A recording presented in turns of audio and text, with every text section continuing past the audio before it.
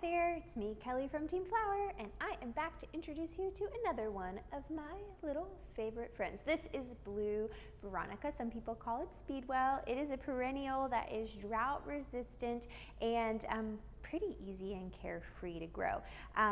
It is also resistant to things like slugs and rabbits and deer and all those kinds of things. It must not taste very good, but it sure is beautiful.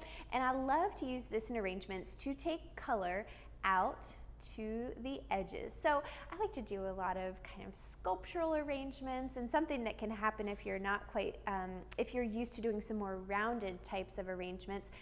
This is an ingredient that you might not be used to ordering, but put something like this into your repertoire to get that color shooting out to the edges, side to side, up and down. There's so many great things that you can do with Veronica.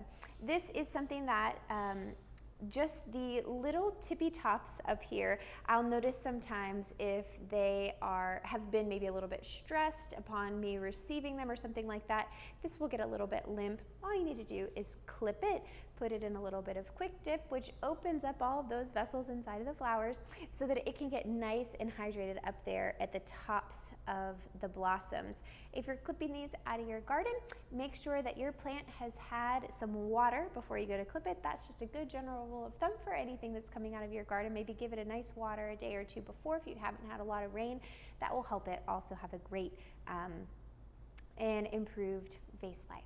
So that's it. That's my friend Veronica.